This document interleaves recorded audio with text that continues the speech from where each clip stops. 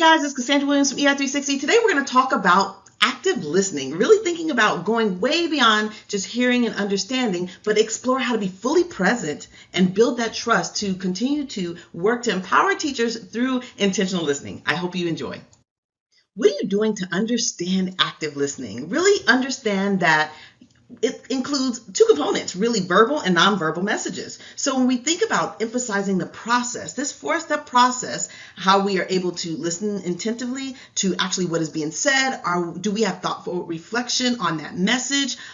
Is it appropriate? Is our response direct, indirect, right? And thinking about the retention is really crucial. Are we able to retain the information? And what I would like to do is kind of note down, eventually after the meeting, note down some information that I can come back and have casual discussion and conversation to build the conversation over time. And also let me say the importance of tone, body language. Your body speaks without you even doing it. So whether you're sitting side by side that person, across, that is full body language, thinking of what you're saying with your body, your tone, and your unspoken concerns. Keep your poker face. So you may ask, of course, why active listening and why does it matter in coaching? So I like to say these four core benefits are crucial. Really thinking about building trust and rapport with your teachers. It helps to build that safety and being open to new things. It creates the ongoing dialogue.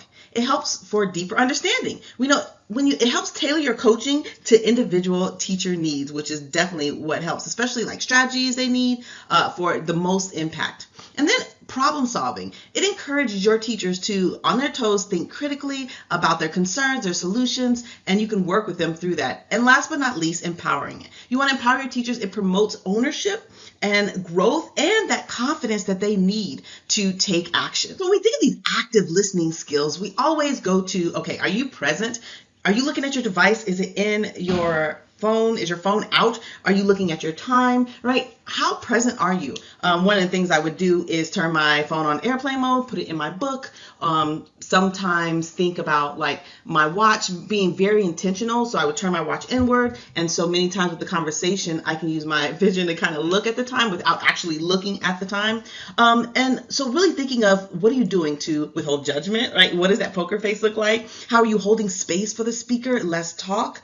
What are you doing to reflect and validate, to show you're listening? Are you leaning in? How are you respecting their feelings? Are you nodding your head? Things like that. How are you asking clarifying questions based on what they said? So what are you doing to dig deeper, right? Without taking the initiative to steer the train. And then what are your nonverbal clues, right? Thinking of being aware of your eye contact. Are you staring them down? Sometimes I would look away in ponderance and thinking when I hear them talking, because sometimes people get a little intimidated. You're staring them, looking at them. They're kind of like, what's on my face? Why are you so intense? So being aware of where your eyes are at all time. And then this is the perfect thing is wait time. Always pause, after they, finish to kind of encourage depth of your thought time and then their conversation. As coaches, we have to have these powerful sentence stems. So there's so many sentence stems out there. But remember, these are just the start. I want you to have a few, tailor these to what you would typically say and tweak them.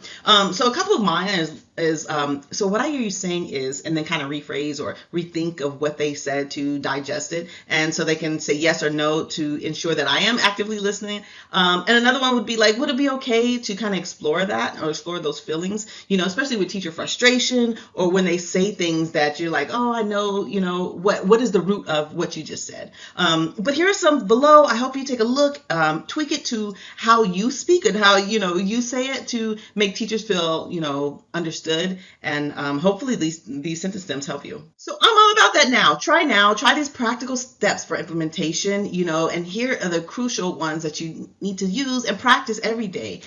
Being fully present, how do you minimize your distractions? What are you doing? Quiet space, body language. Now with teachers being so busy, it's very hard. So sometimes I have coached on the fly, walked teachers to their next space, and gave quick tips or get feedback or actively listening through that walking conversation. Have to practice patience, resist jumping in or solving the problem too soon. That takes a lot of practice because as coaches, we want to fix everything. We want to make everything better. But to get teachers to that safe space to where they are solving their own problems with great prompting. Think about paraphrasing.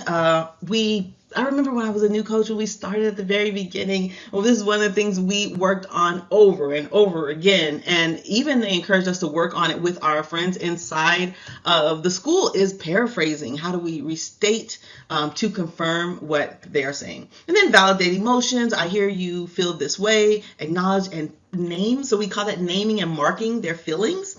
And then, of course, elaboration, open-ended questions. Can you tell me more about that? What led you to think that? These are great sentence stems that will help you to encourage teachers to elaborate on their idea. Now, we know there are so many barriers to coaching. There's the time, the stress, the practice, the observations. There's so many mental distractions. There's so much on teachers' plates right now. Solving too soon are barriers for coaches. They want to solve. And one of the things I see so many times for new coaches is the struggle to immediately say, well, when I was and that is like, those are the red flags is, when I was you should look at such and such's class. That's what I see happen way too often. Or let me just show you what I did, and that can turn so many people off so many quick. And then it's hard to build that trust in that relationship once you kind of, broken that bond or that trust. So really thinking about how are you, try not to premature and problem solve.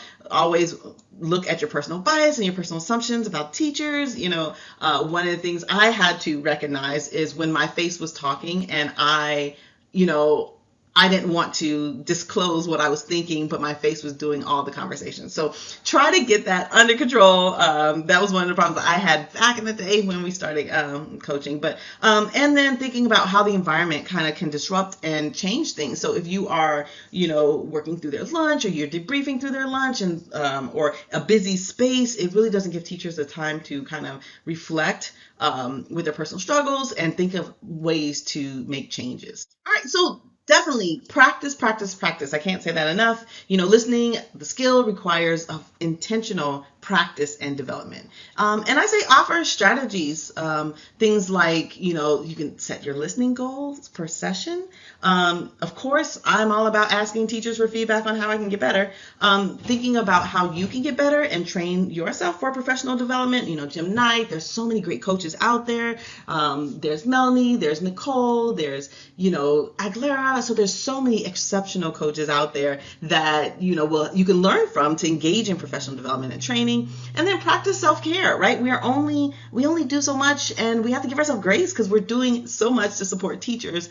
But try to continue to maintain your presence and energy and your joy for teaching. So I hope these tips help, and I hope they are helpful for you in your coaching journey. Talk to you later. Bye.